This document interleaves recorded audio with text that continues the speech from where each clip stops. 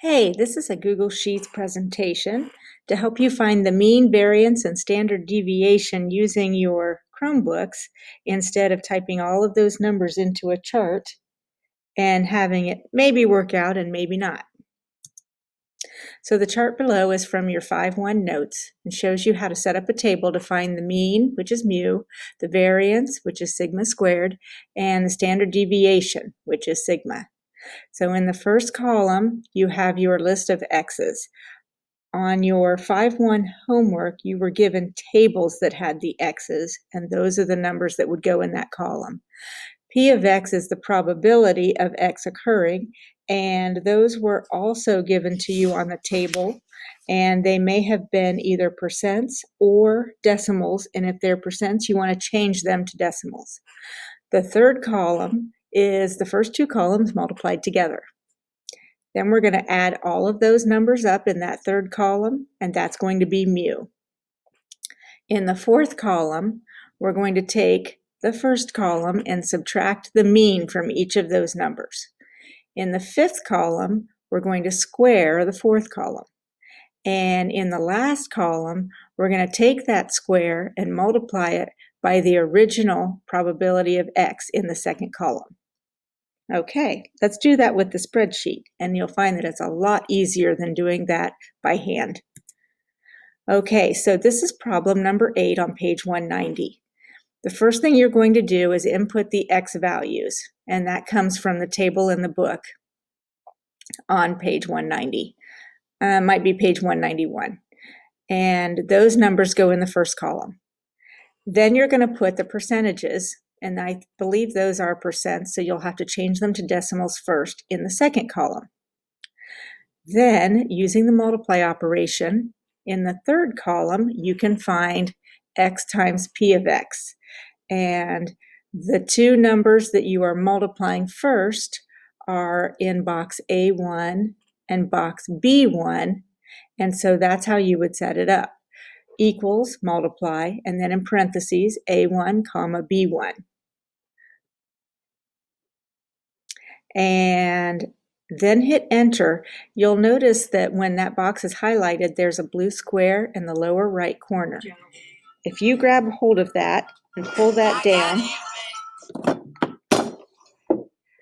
then that's going to fill down, and you'll have all of those completed and correct. All right, after you finish that third column, then we can find the mean.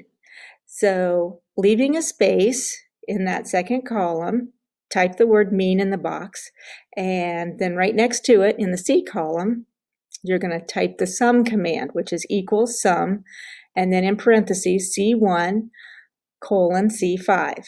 Now, that colon stands for through, so it's C1 through C5, so the first one through the last one, and that's what you're adding up, and that's what you get in the box. And 42.58 is the mean for this problem. Okay, the fourth column is x minus the mean. So we just found out what the mean was. It's 42.58. So now we want to subtract that from each of our x's.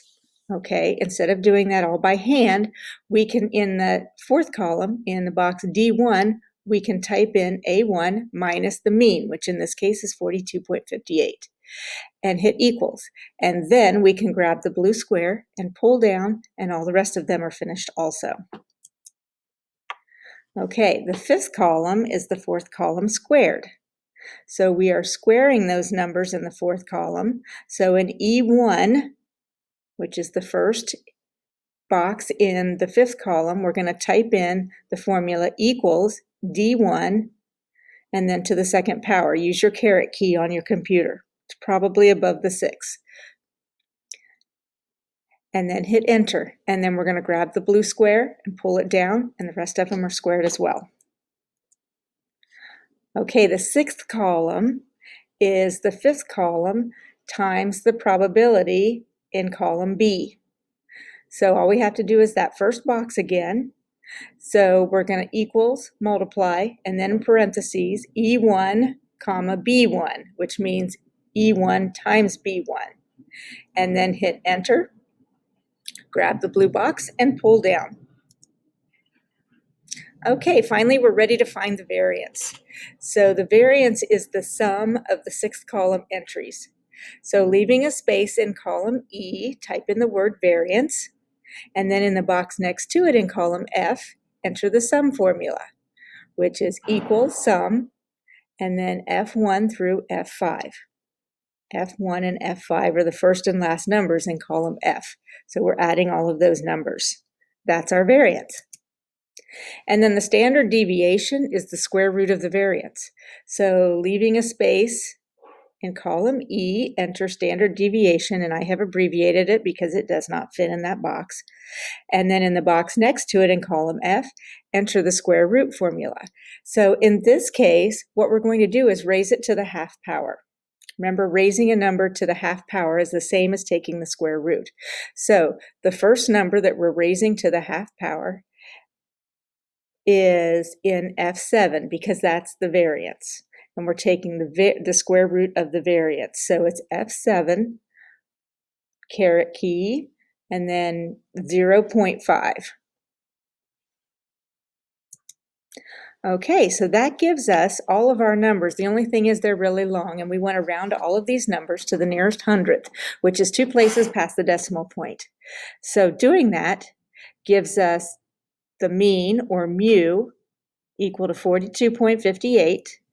The variance, or sigma squared, is 151.44, and sigma, or the standard deviation, is 12.31. All right, I hope this answers a lot of your questions.